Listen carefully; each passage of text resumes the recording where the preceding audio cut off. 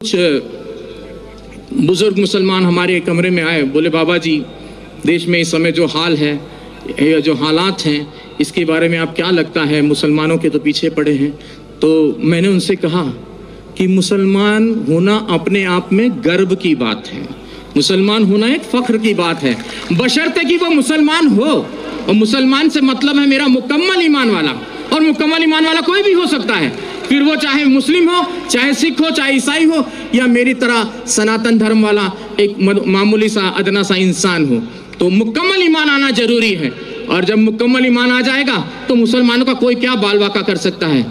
कहते हैं कि नूरे हक शमे इलाही को बुझा सकता है कौन, जिसका हामी हो खुदा उसको मिटा सकता है कौन। ना तलवार की धार से, ना गोलियों की बौछार से, रब का बंदा डरता है तो सिर्फ परवरदिगार से, और आपको किसी से डरने की कोई जरूरत नहीं है। एक छोटा सा किस्सा और आपको सुना दूं।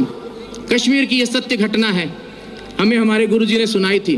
कहते एक मुसलमान जो सवेरे की नमाज होती है, फजर की शायद मेरे ख्याल से वही होती है, तो वो नमाज के वक्त वो जो है अपने घर से खोमचा बोलते हैं, छोटा सा ऐसा ठेला होता है जिसमें वो छोले और आलू उबाल कर घर से वो ले जाकर बेचते थे। तो बड़े ही अल्लाह के बंदे थे, बहुत ही ईश्वर की इबादत करने वाले बंदे थे। तो वो खोमचा बेचते थे और अल्लाह अल्लाह करते रहते थे। जो आता था उनको जो भी पैसा देता था वो उस पैसे को लेकर वो वहाँ ख़त्म कर देते थे मामला।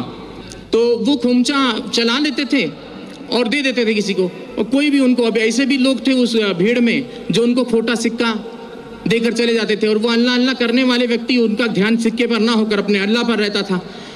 ऐसे ही काफ़ी दिन गुजर गए। एक दिन वो अपने घर पहुँचे तो उन्होंने अपनी पत्नी से कहा कि भाई आज तुमने हमारे छोले और आलू जो खोमचा बनाती थी वो बनाया नहीं। तो बोले कि आज दुकानदार ने सामान नहीं दिया, सौदा नहीं दिया। बोले क्यों? बोले जितने भी सिक्के इकट्ठा किए हैं आपने ये सारे खोटे सिक्के हैं। बोले हाय अल्लाह। वो वहीं चुपचाप बैठ गए उस ईश्वर की इबादत में कि बोले हे या अल्लाह, ये खोटा सिक्का तेरी दुनिया में तो नहीं चला, क्या मेरे जैसा खोटा सिक्का तुझे कबूल होगा? तो उसने उसी वक्त वहां पर एक नूर प्रकट हुआ और आवाज आई कि उस थैली में हाथ डालकर देख। अब जब उसने थैली में हाथ डालकर देखा तो वो सारे खोटे सिक्के सोने की अशरफियों में तब्दील हो गए थे। तो मुसलमान ऐसा होता है जो किसी खोटे सिक्के को भी हाथ लगा दे तो सोने की अशरफी में तब्दील कर दे।